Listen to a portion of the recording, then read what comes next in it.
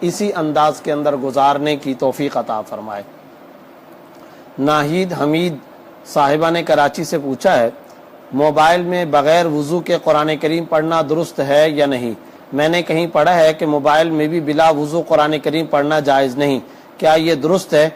نہیں، آپ نے جو سنا ہے یہ غلط سنا ہے۔ موبائل میں بغیر وضو کے قرآن کریم پڑھنا شرعاً جائز اور بالکل درست ہے، اس میں شرعی اعتبار سے کوئی مضائقہ اور حرج نہیں ہے۔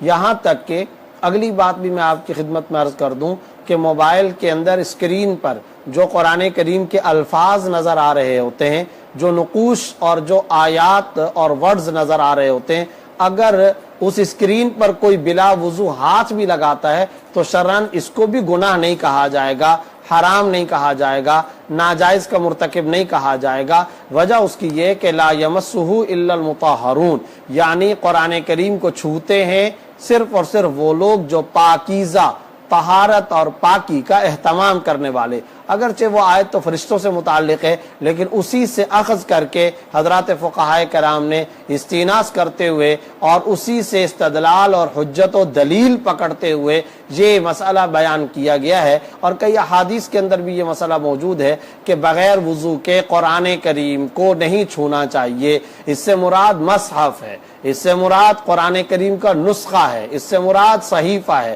جہاں تک تعلق ہے موبائل کے اندر جو قرآن کریم ڈاؤن لوڈ کیا جاتا ہے، تو یاد رکھیے اولاً تو ماہرین سے یہ بات معلوم ہوئی کہ جو کچھ تصویر، آئیکن اور نقوش نظر آتے ہیں، حقیقت میں یہ کوڈز ہوتے ہیں۔ یہ اسی طرح کا فوٹو قرآن کریم کا یہ موبائل کے اندر کہیں محفوظ نہیں ہوتا، بلکہ میموری کارڈ کے اندر کوڈ ہوتے ہیں، 0101، اس طرح سے کوڈ محفوظ ہوتے چلے جاتے ہیں۔ پھر اس میں ایک طرف سے لائٹ پڑتی ہے جس سے وہ نقوش، وہ فوٹو ہمیں نظر آتا ہے۔ اور زیادہ سے زیادہ بالفرض اگر وہ قرآن کریم کی حقیقی فوٹو اور تصویر بھی ہو، تب بھی معاملہ یہ کہ اس کے اوپر چونکہ کئی قسم کے غلاف آ چکے، میموری کارڈ، پھر اس کے بعد دوسرا، پھر تیسرا، یہاں تک کہ شیشہ آ جاتا ہے، کور آ جاتا ہے، تو وہ شیشہ اور کور آنے کے بعد اب قرآن کریم جو نظر آ رہا ہے اس کی مثال بالکل ایسے ہی ہو جاتی ہے جیسا کہ آپ نے شیشے کے ایک باکس کے اندر، شیشے کے ایک ڈبے کے اندر، شیشے کے ایک پیکٹ اور ایک تجوری اور ایک پیکٹ کے اندر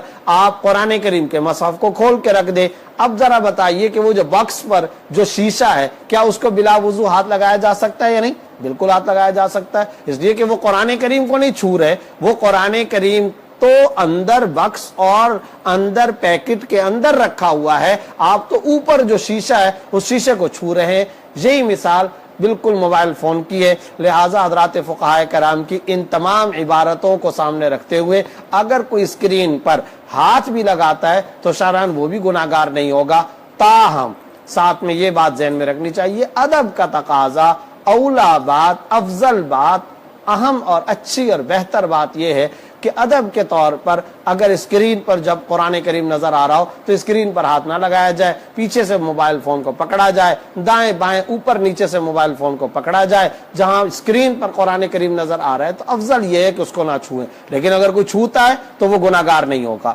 جہاں تک ناہید صاحبہ کے اس سوال کا تعلق ہے کہ کیا قرآن کریم کو موبائل کے اندر سے